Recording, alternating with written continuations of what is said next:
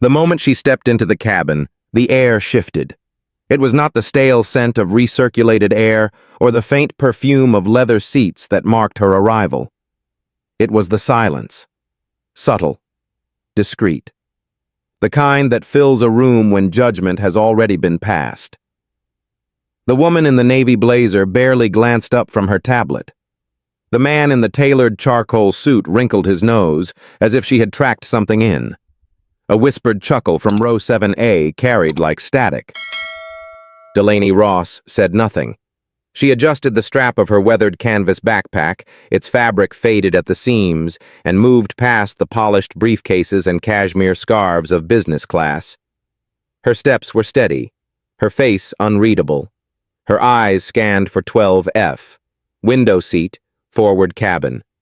The seat that did not belong to someone like her. A flight attendant blocked the aisle. Trim, pressed uniform, platinum smile. "Economy's behind you," she said, gesturing without looking. "This section is reserved." Delaney handed over her boarding pass, her fingers calloused and still. The attendant's smile faltered. "Ah," she said. Then, too late, added, "Right this way." No apology, just a pivot. Delaney slipped into the seat by the window, setting her pack down with practiced care. Her hoodie sleeves were pulled over her wrists. Her boots were military issue, scuffed but clean. She buckled her seatbelt with a quiet click. The woman across the aisle, silk blouse, silver earrings, leaned toward her seatmate. "Must be some sort of mistake," she whispered. Her voice was low but not low enough. "Or a sweepstakes winner." Delaney's jaw moved once, then stilled. Behind her, a man cleared his throat loudly, the sound designed to draw attention. "Probably wandered up here by accident," he muttered. He wore a watch worth more than a car and cologne that burned the back of her throat. She closed her eyes for a moment. The plane vibrated as engines roared to life. Outside the window, the Seattle drizzle slid down the glass in rivulets. Inside, Delaney sat still, hands folded in her lap, every muscle perfectly composed, her breath shallow, controlled. She had walked into more hostile rooms than this. This was just more polished. Olivia Brandt, the lead flight attendant, returned. "Miss Ross, is it?" Her voice coated with formality. "We are full in economy today, so you'll be here in business class for this leg. Please refrain from disturbing other passengers." Delaney nodded once. A businessman in the row ahead turned around. "Hope she doesn't snore," he said, smirking. Laughter followed. Tight, nervous, groupthink in tailored suits. Delaney remained silent. She reached into her bag and pulled out a small notebook. Soft leather, the edges worn. Her fingers paused over the cover, brushing the faded insignia pressed into the corner. A hawk mid-flight, barely visible unless you were looking for it.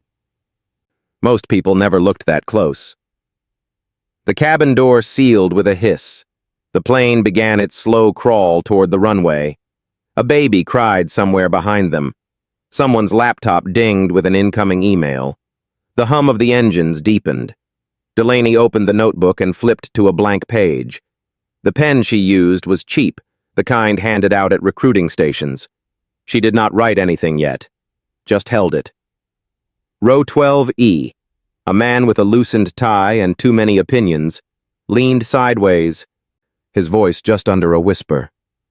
"Military brat?" he asked. "Or just playing dress-up in surplus gear?" Delaney looked at him, her gaze level. "I have flown," she said quietly. His eyebrows lifted in mock surprise. "Oh yeah?" "Yes." He grinned. "Coach, I bet." "No," she replied. "Low altitude, night missions, classified airspace." He blinked. She turned away, pen now moving in slow, deliberate strokes across the page. Not a journal entry, not notes, just a list of numbers and call signs. A habit.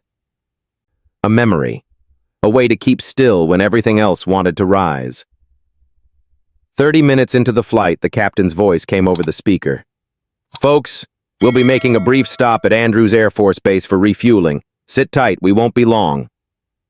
That got the cabin buzzing. Andrews. A woman with a federal badge and a perfect blowout turned in her seat. "I thought this was a civilian flight," she murmured. "It is," someone answered. "But they probably got clearance." Delaney's eyes remained fixed on the window.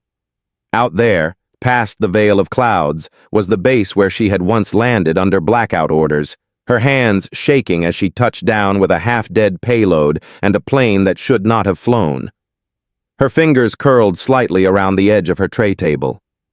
The runway appeared in the distance. The ground rushed to meet them.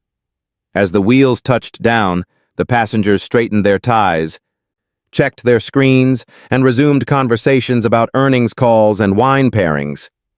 The door opened. The cabin stilled. A tall figure stepped inside.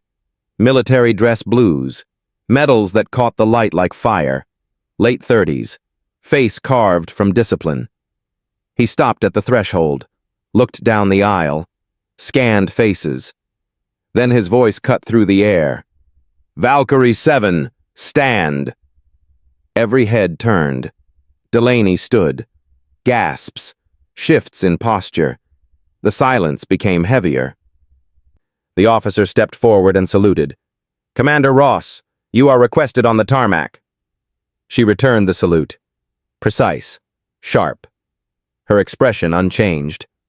The murmurs began before she even reached the aisle. "Commander? Wait, she's military? No way." The businessman who had mocked her earlier now shrank into his seat.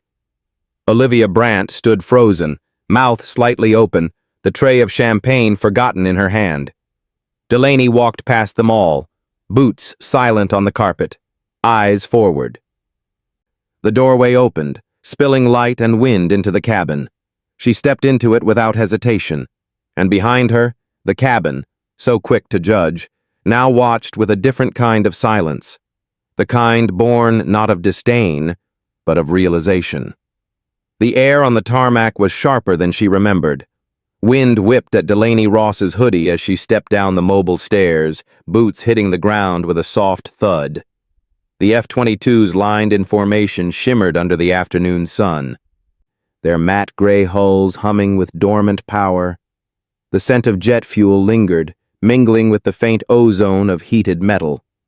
Her shoulders squared instinctively. Major Lucas Price stood at attention, a half step ahead of the pilots. His uniform was immaculate, his salute precise. He waited for her to return it before he spoke. "Welcome back, Commander." Delaney gave a curt nod. "I never expected to see Andrews again." Price glanced past her toward the aircraft. Faces peered through the cabin windows, business travelers frozen in time. Their curiosity fogged the glass. "They did not know who they were seated next to," he said. Not a question. A quiet observation. "They never do," she replied. One of the younger pilots stepped forward, hesitation in every movement. His helmet was tucked under one arm. His voice shook slightly. "Ma'am, you were the one who covered our extraction. My unit, Falcon Echo, Syria, night op. We were pinned, and you—" Delaney lifted a hand, stopping him gently. "You got home." He swallowed, then nodded. His salute trembled, but her return was steady. Lucas Price broke the silence.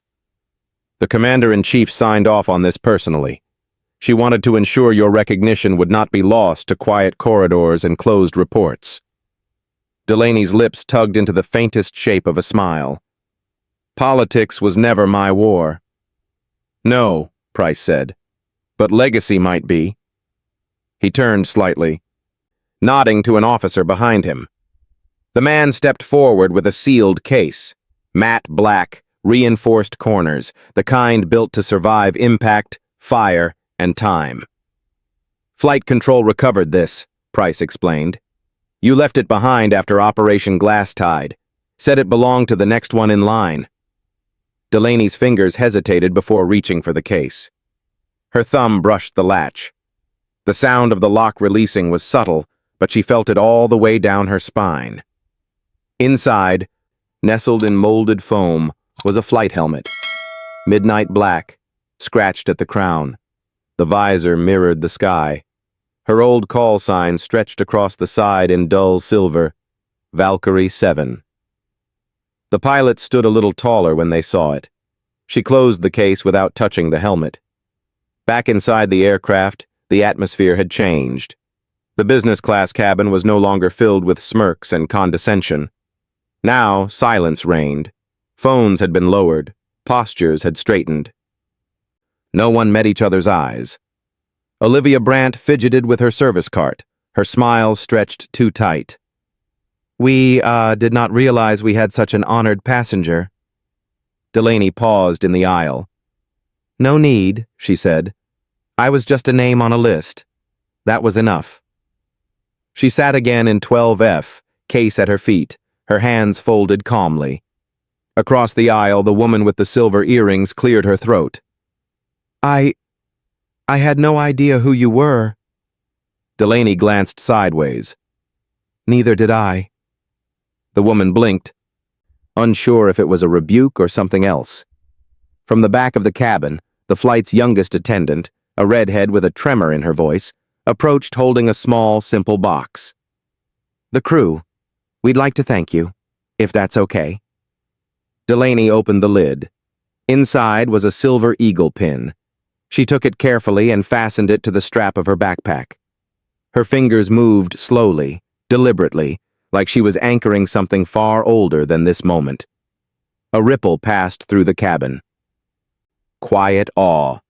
Respect earned, not declared. Richard Gray, the man in the charcoal suit who had muttered earlier about bus stations, shifted in his seat. His face was flushed now, his voice smaller. I apologize, he said. My words earlier were uncalled for. Delaney met his eyes. I've heard worse, she said. He nodded, grateful and ashamed in equal measure. The cabin began to move again.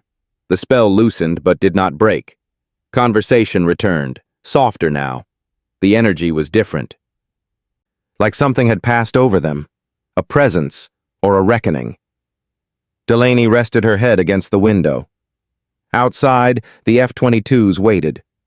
The voice in her head, the one she thought she had long buried, whispered through memory. Altitude 5,000. Mission green. No second chances. She closed her eyes. The hum of the engines returned. She had never needed their recognition. But for the first time in a long while, she allowed herself to feel it. Not pride, not vindication, but peace. A quiet kind, the kind you earn in silence. The plane had resumed its climb. The roar of the engines dulled into a steady hum, but inside the cabin, it was the silence that lingered. Not the hush of sleep or comfort. Something else. Something unspoken. Something uneasy. Delaney Ross sat in 12F, her posture unchanged. Her hands rested lightly in her lap, the sealed black case still at her feet. The silver eagle pin glinted softly under the cabin lights. Across the aisle, passengers who had once leaned into mockery now leaned away. They watched her the way people observe something powerful they do not fully understand. With awe, with caution, with guilt. The shift in air was subtle, but absolute. Even Olivia Brandt, ever composed, now moved more carefully around Delaney's row. Posture upright, voice quieter, gestures more deliberate. The sharp smile she had wielded earlier had softened into something almost deferential. Delaney did not acknowledge it. She was used to reversals, the way judgment collapses when truth arrives. She had seen it in briefing rooms, in foreign skies, in hospital corridors where her name had been read off lists no one expected her to be on. Now it was just a plane, just altitude, just breath. She glanced toward the seat beside her. Empty now. The passenger who had once occupied it, Richard Gray, had moved further back, voluntarily. His tablet abandoned, his voice silent. A new presence slipped into 12E. He moved with the quiet of someone trained not to draw attention. Late 40s, square-shouldered, with a shaved head and plain clothes too plain to be accidental. No name badge, no idle chatter. He looked at her once, nodded. Delaney gave a slow blink. Her jaw barely moved. "I thought you were in Geneva," she said, just above a whisper. The man's voice was dry. "Geneva thought I was in Prague."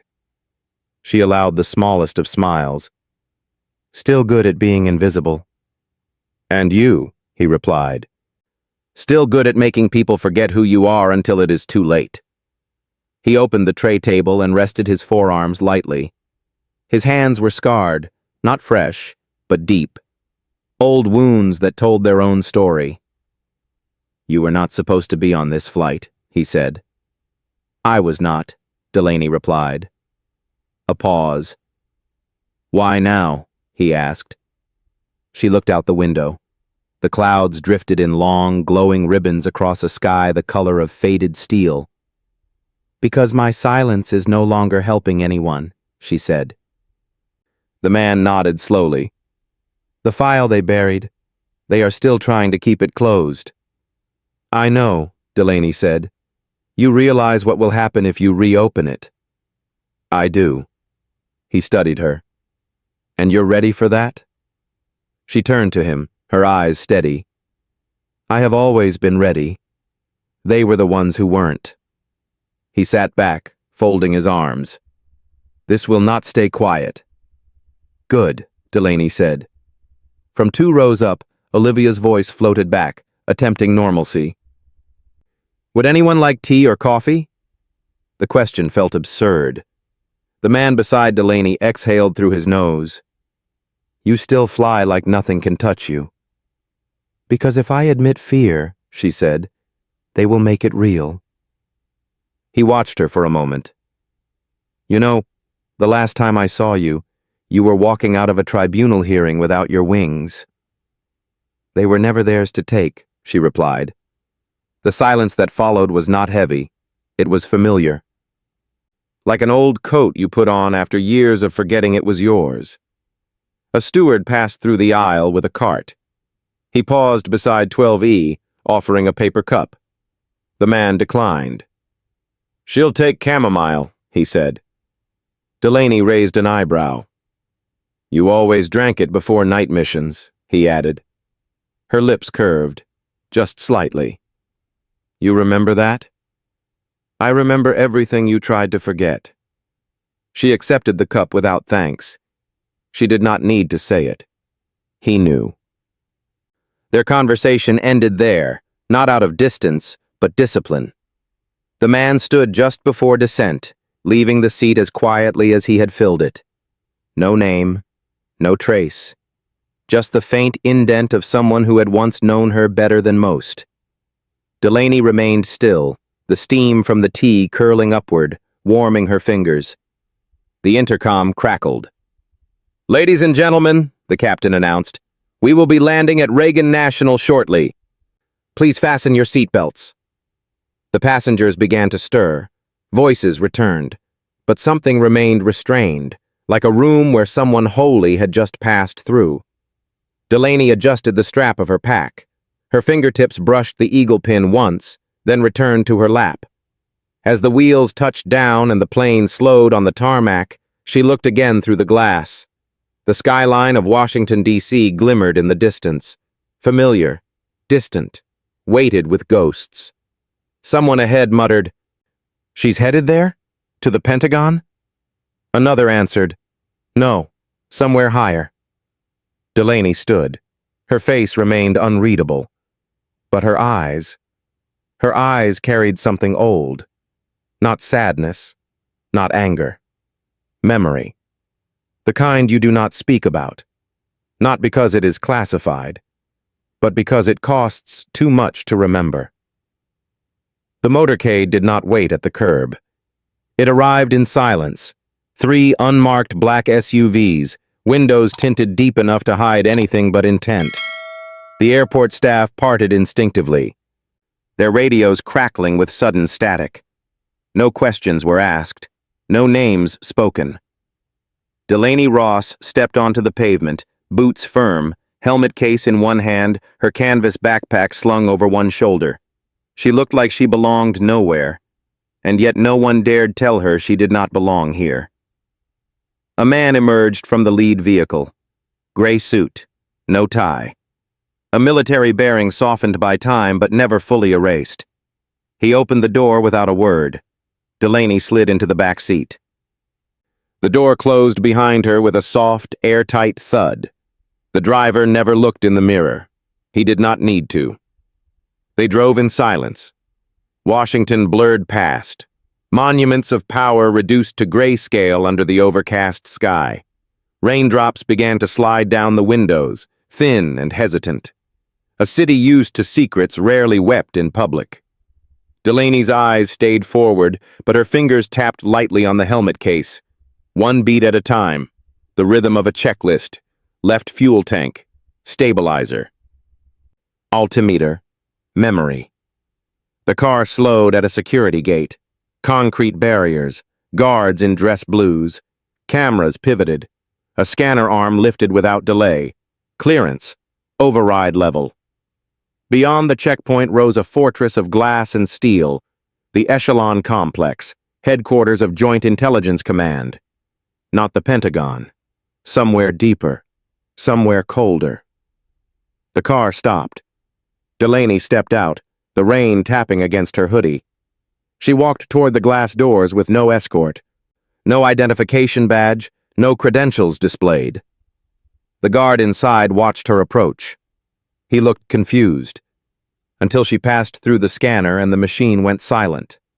No alarm, just a single word on the terminal screen. Access, Valkyrie. The man stood up instinctively, but she was already moving past. Inside, the corridors were muted, polished stone floors, frosted glass walls, light that seemed too white, too careful. The air smelled of filtered recirculation and quiet threat. A woman in a black pencil skirt emerged from a side door, clipboard in hand, eyes sharp. "You do not have an appointment." Delaney kept walking. "I said—" Delaney stopped, turned. Her gaze locked with the woman's. She did not raise her voice. She did not need to. "Tell Director Halstead that the one he buried just walked back in." The woman's lips parted slightly. Then she disappeared through a side hallway, heels clicking faster than they had arrived. Delaney entered the elevator alone. No music, no buttons, only a key scanner. She placed her hand on the panel. It scanned not skin, but pulse pattern. The door closed. She breathed once, shallow and quiet. The descent was long. When the elevator opened, she stepped into a different kind of silence. The room at the end of the corridor was vast and circular. No windows. One long table. Screens lining the walls, black for now. 3 people waited. Director Thomas Halstead sat at the head. Silver hair, navy suit. Hands folded with the precision of someone who never allowed them to tremble. To his right, Deputy Director Eliza Wren, young, sharp, and watching everything. And to his left, a man she recognized from years past. Senator Marcus Thorne. Civilian oversight. Political leash. Halstead did not stand. "You are not authorized to reopen this file," he said. Delaney stepped forward, the case still in her hand. She set it on the table. The latches clicked open. The helmet inside reflected their faces back at them. "I never closed it," she said. Wren spoke next. "Your clearance expired after your discharge. This conversation is already beyond regulation." Delaney did not look at her. She looked only at Halstead. "You wrote me out of history," she said. "You broke chain of command," he replied. "I saved 27 lives." "You disobeyed a direct order." Delaney leaned in slightly, her voice quiet. I disobeyed a death sentence. The senator finally shifted. We cannot afford to dredge up shadows from that mission. The public does not need the full story, Delaney interrupted. But the truth is not yours to withhold. Halstead's jaw clenched. You want redemption. That is why you're here. No, she said, her eyes steady. I want accountability. He rose then. You will find that harder to obtain than clearance. Delaney closed the case slowly. The latches snapped. I have never needed your permission, she said. Wren stared at her. Something flickered behind the sharpness. Not defiance, not sympathy. Recognition. Delaney turned to leave. At the doorway, she paused. You may still think I am what I was when you wrote your report, but you missed something. Halstead narrowed his eyes. What? Delaney stepped into the light of the corridor. I came back stronger. She left them in silence. Above ground, the rain had stopped, but the storm was just beginning. The umbrella offered no shelter from what Delaney Ross carried. She walked alone across the plaza outside the Echelon complex, the cold breeze biting at the edges of her hoodie. DC's gray skyline loomed behind her like a jury that never adjourned. A voice broke the quiet. You still walk like you're checking perimeters. Delaney paused. Standing beneath the overhang of a marble colonnade was a woman in a beige trench coat, dark curls tucked beneath a beret. Civilian clothes, but the stance said otherwise. Alert, coiled, waiting. Amara Lane, Delaney said. The woman offered a faint smile. You remembered. I remember everyone they tried to erase. They shook hands. No embrace. Their history did not allow for softness in public. Wren called you, didn't she? Delaney asked. She sent a 3-word message, Amara replied. Valkyrie walked in. They crossed the street together in silence, weaving through the city's midday bustle like ghosts in plain sight. They turned down an alley behind a government annex. A rusted service elevator waited. No cameras, no questions. Inside, Amara unlocked a gate behind a rolling file shelf. The motion-activated lights flickered, illuminating rows of unmarked boxes and obsolete machines. Welcome to Echo 3, she said. The air smelled of dust and ozone, the scent of history trying not to be found. This archive is off-grid, Amara continued. Used to be a Cold War dead drop zone. Now it holds the records they claim never existed. Delaney said nothing. She moved toward a shelf marked OPGT, Level Omega. Her fingers found the box without hesitation. She lifted the lid. Inside, a single file folder, stamped redacted in bold letters. But the ink could not cover what she already knew. Photos, satellite feeds, flight transcripts with entire paragraphs blacked out. She pulled a folded piece of paper from the bottom. Her handwriting, faded and uneven. A call sign is earned. Not assigned. I wrote this before we launched, she said. Amara stood beside her. They never logged your coordinates. I changed the route mid-air, Delaney said, to avoid civilian losses. And they called it insubordination. Delaney placed the paper inside her jacket pocket. It was mercy. They wanted obedience. Amara's voice lowered. Do you want revenge? No, Delaney said. I want the truth to matter again. The lights overhead buzzed.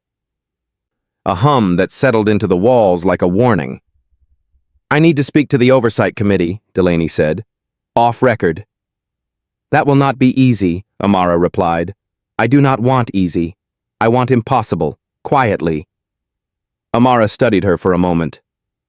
You know this puts me in the line of fire. I would never ask, Delaney said. But you came anyway. Delaney nodded. Because you never needed asking. Amara sighed. There's one person still buried deeper than this archive. A tech officer. She ran encryption for Glass Tide, They burned her clearance and vanished her from federal networks. Delaney's eyes narrowed. Name? Sarah Kay, Amara said. Last seen in Atlanta. Went dark 4 years ago. Can you find her? I can try, Amara said. But she's not the same anymore. After what they did. She does not have to be the same, Delaney said. She just has to be willing.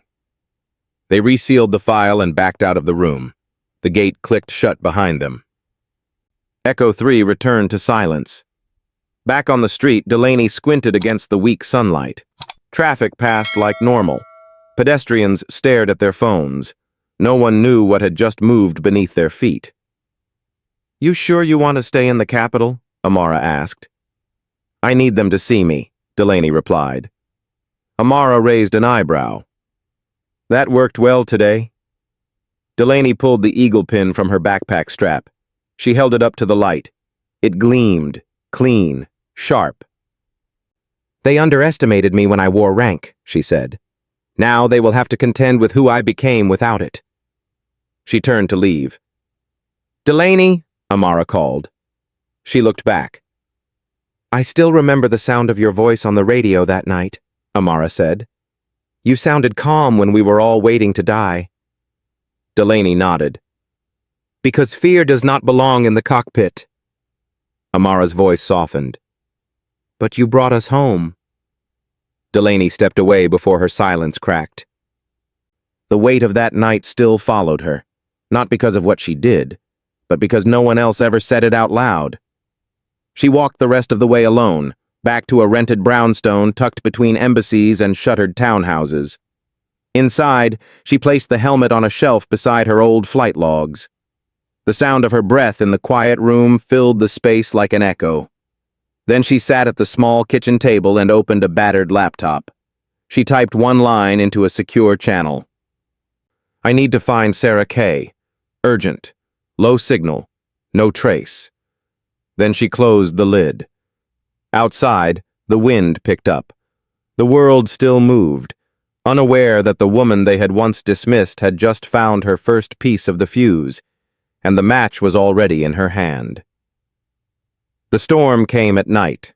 Not thunder or rain, but the kind of storm made of files, names, call logs, and misplaced truths. Delaney Ross sat cross-legged on the hardwood floor of her brownstone, the helmet case beside her. A dozen printed documents spread like landmines around her knees. Most were incomplete, redacted. Some bore timestamps that did not match flight logs. Others referenced Command Unit Ross without ever using her full name, as if erasing her had been built into the mission itself. She had seen this kind of work before. It was not incompetence. It was intent. She opened a manila envelope marked Witness, K901 Internal Debrief, Confidential Tier 4. Inside, a single quote. She made the call no one else would, and we're alive because of it. No signature. Delaney pressed her fingers into her temple. Memory bled into the present. A chopper screaming overhead, red tracer fire slashing the sky, her hands gripping the controls, breathing through the static. She had given the order, had turned back from a directive that would have killed civilians to save the chain of command's image. The cost? Her clearance, her identity, her name, her silence. A soft chime broke the stillness. Encrypted message. No sender ID. Found Sarah Kay. Southeast Atlanta. Lives under alias Marin Yao. Off-grid. Not safe to approach directly. She runs a repair booth out of a shuttered arcade. You'll need to earn her trust. Delaney closed the file. Atlanta. A map of Washington stared at her from the wall, dotted with red strings, pins, faces. A network. A system. But the truth? The truth was not in this city. It was waiting in exile. She picked up her phone and dialed a number from memory. 1 ring, 2. Go. Need a non-commercial flight to Fulton County. No manifest. Midnight departure. A pause. Understood. Gate B11. 1 passenger. She hung up. No name was spoken. They never needed names. She packed light. The helmet remained behind on the shelf. Instead, she took the notebook, a single encrypted flash drive, and her backup ID, Delaney Archer, Defense Risk Consultant. At the gate, the tarmac lights glowed dim beneath the midnight fog.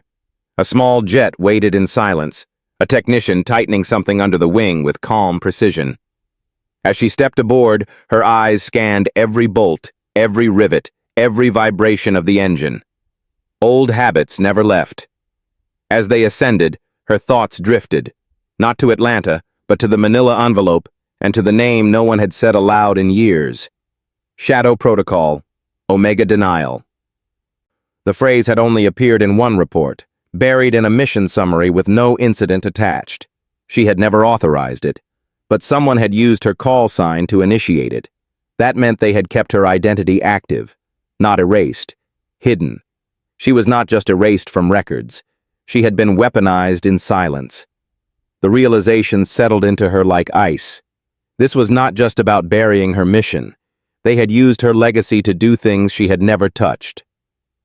And now the reckoning would be more than personal. It would be forensic. By the time she landed in Georgia, dawn was cracking the sky. The airport smelled of damp concrete and jet fuel. A town car waited. A driver with a leather cap held a sign that read only Archer. She got in without a word. The drive to the south side took less than 30 minutes. Strip malls, shuttered buildings, fences blooming with rust. But then, there it was.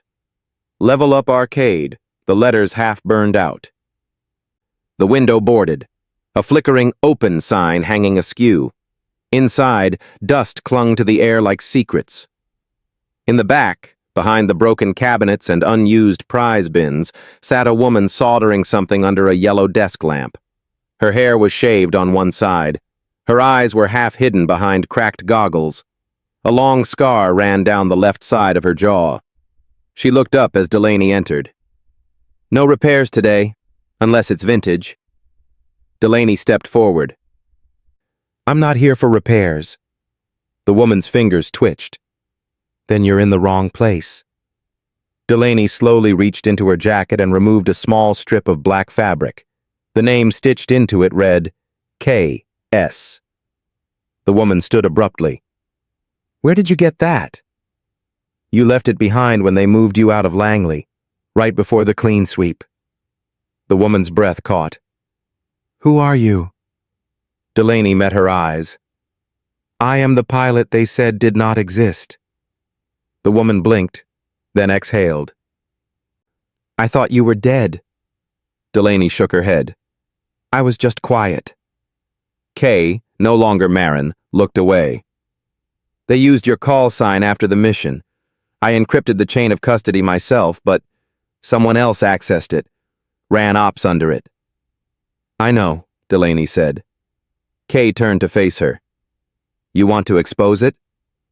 "No," Delaney replied. "I want to burn the whole thing down." The woman gave a broken laugh.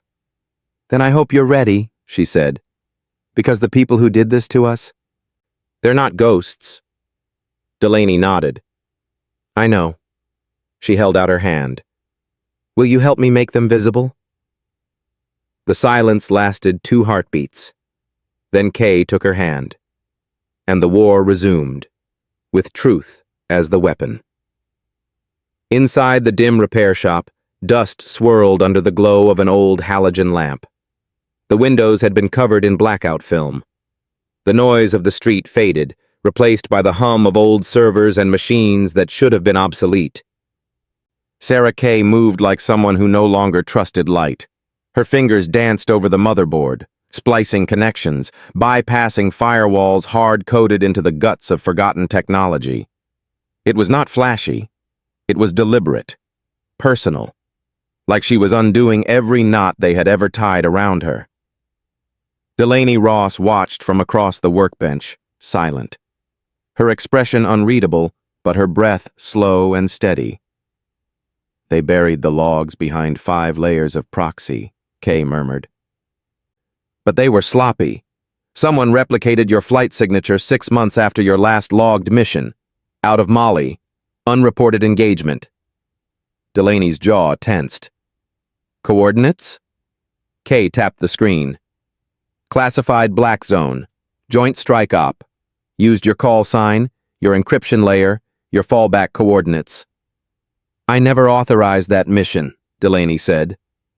They know, Kay replied, but they counted on no one ever seeing it. On the monitor, the satellite map rotated.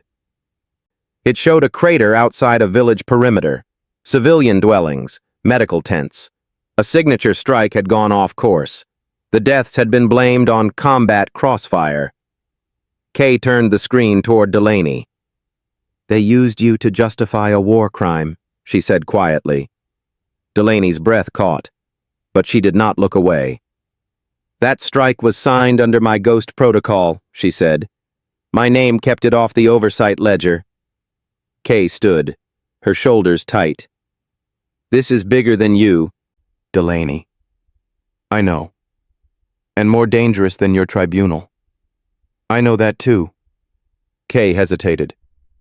We could disappear again. Burn the drives. Walk. Delaney turned to her. I did not survive just to vanish. A beat passed. Then Kay slid a second drive across the table. This one's yours. Full chain of command. Halstead's name is on 2 back-channel memos.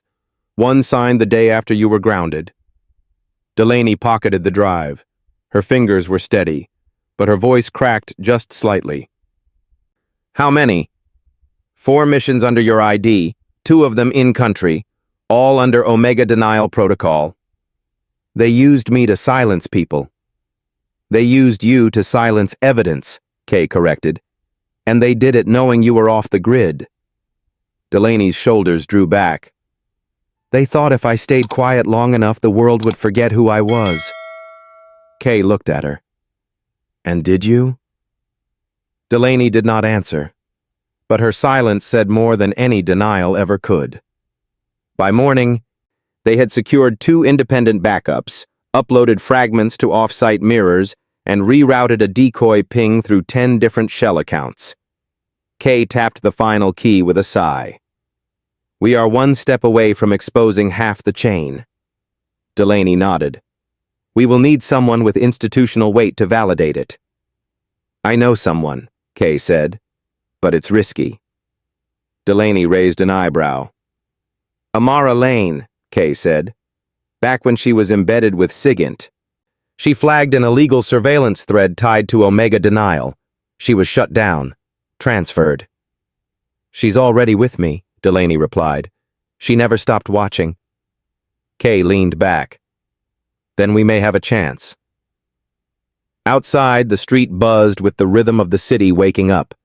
Engines, footsteps, conversations about nothing. But inside, the storm was gathering. Delaney stood, her eyes distant. If we release this too early, it gets buried. And if we wait too long, it gets deleted, Kay said. We need someone visible, someone they cannot discredit. Kay tilted her head. You thinking media? No, Delaney said. I am thinking military. Kay frowned. They washed their hands of you. They tried, Delaney said. But not everyone was complicit. She pulled a paper from her pocket. A name written in pencil. Major Evelyn Shaw, Logistics Command, once briefed on Operation Glass Tide, disappeared from D.C. 6 months after Delaney's discharge. Shaw refused to sign the final mission report, Delaney said. They buried her out of chain. Where is she now? Fort Wyndham, Regional Reserve Station. Kay blinked. That place still exists? Barely. Delaney's eyes sharpened. But she does. Later that day, Delaney entered a parking garage beneath a silent city building. Her footsteps echoed against concrete pillars. She wore plain clothes, no insignia, no signal. A car idled near the far wall. Inside, Amara Lane waited. Delaney slid into the passenger seat. Amara looked straight ahead. They know you've moved. I know. They know about Kay. Let them. Amara handed her a phone. On it, a message. Intercept alert. Subject, Valkyrie. Clearance reopened. Monitoring protocol engaged. They are tracking everything now, Amara said. Your name's no longer buried. It's been reactivated. Delaney stared at the screen, then closed her eyes. They're trying to control the story. And if they can't, they'll kill it. Amara looked at her. You mean you? Delaney turned to her, voice low. No. I mean the truth. Amara nodded once. What's the plan? Delaney pulled the flash drive from her pocket. We deliver this to Shaw, in person. No leaks, no signals. Then she takes it to the Oversight Council. And if she won't? Delaney looked out the windshield. Then I do. Amara drove. The city passed in silence. But the war had already begun, and this time they were no longer in the dark. Fort Windham did not appear on most modern maps. Tucked between the pines of North Carolina, it was more memory than base. Its buildings weathered, its signs faded, its personnel trimmed down to shadows. Delaney Ross stood outside the rusted chain-link gate, the winter wind tugging at her coat. She had not worn her flight jacket in years, but today it was zipped high, collar turned up against the cold. The guard at the booth squinted at her badge. Visiting? Delaney nodded. Major Evelyn Shaw. He blinked. She's not on active roster. She is not retired either. The guard hesitated, then picked up the phone. 5 minutes later, the gate opened. The walk to the admin building was slow. Gravel crunched underfoot. An old flag rustled on a bent pole. Inside, the front desk was staffed by a single corporal barely out of high school. He checked her name, called upstairs. She'll see you, he said. Room 204. Delaney climbed the stairs 2 at a time. The door to 204 was cracked open. Inside, a small office with peeling paint and one occupant. Evelyn Shaw sat behind a plain desk, her uniform pressed, her expression unreadable. She had silver streaks in her hair now. A cane rested against the filing cabinet. Her eyes met Delaney's and something shifted. Not surprise, recognition. You look the same, Shaw said. Delaney gave a faint smile. You look tired. Always was, Shaw replied. Sit. Delaney sat. She pulled the flash drive from her jacket and placed it on the desk. They used me after they stripped me. 4 operations, ghost-tagged under Omega denial. Shaw did not move. I suspected. They blamed me for decisions I never made. I know. Delaney looked at her. You could have stopped them. Shaw's jaw tightened. I tried. They threatened my sister, my pension. Then they moved me here. Out of view. I thought you stood for the right thing. I still do, Shaw said quietly. But not loud enough. Delaney nodded once. Now I need you to be louder. She pushed the drive closer. Shaw stared at it. I want this delivered to the Oversight Committee with your name on it, not mine. Shaw's eyes flicked up. Why not yours? Because they will discredit me, Delaney said. But you? You're the one who stayed inside the walls. Shaw hesitated. They will come for me. Delaney leaned forward. They already came for me. Shaw picked up the drive. Then let them come for me, too. 1 week later, the hearing was scheduled. Closed session. Senate Oversight Committee. Subject: Unauthorized military operations under Omega denial. It never aired on television, but transcripts leaked. Delaney's name appeared 12 times in the official record. None of them described failure. The reports traced back to Halstead. By week's end, he had resigned. Eliza Wren was reassigned. The Joint Intelligence Command released a quiet statement about procedural errors, and re-evaluation of operational safeguards. No mention of Delaney Ross. But the silence no longer held power, because people had seen her. Somewhere in Georgia, Sarah Kay reopened her repair shop under her real name. A small plaque by the register read, "Encryption is memory, and memory is truth." Amara Lane returned to Washington, her security clearance reinstated quietly. Her emails now included encrypted pings from officials who once ignored her warnings.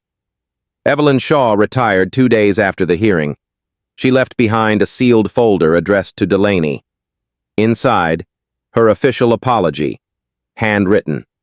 At the bottom, her original refusal to sign the Glass Tide report, dated and unsigned, never filed. She had kept it all along. Delaney Ross never returned to D.C. Instead, she bought a small house on a hill near the Carolina border. Wind swept the porch. The silence there was her own. She flew again, privately, unregistered skies. Some nights she would stand at the edge of the airfield, the hangar behind her, the sky dark and wide. She would look up and remember tracer fire, the sound of radio static, the faces she saved, and those she could not. Not out of guilt, out of truth. Because the cost of silence had already been paid. Now it was time for peace. At a military museum outside Denver, a new display was added to the Hall of Aerial Valor. It was small, a helmet, black with dull scratches. The placard read, Valkyrie 7 Flight Commander. Status, declassified, discharged, then redefined. No ceremony, no cameras. But every day, visitors stopped to read the plaque, especially young women. Some stood in front of it for long minutes, and some, quietly, whispered, "Thank you." Delaney never told anyone about the girl who mailed her a hand-drawn picture 3 months later. The envelope had no return address. Inside was a crayon sketch of a jet with the name Valkyrie on its wings. Below, in messy handwriting, "I want to be like you when I grow up. Not loud, just brave." Delaney folded the paper and placed it inside her flight notebook. She did not frame it. She did not display it. She carried it, like the rest of her story. Quiet, but never again hidden.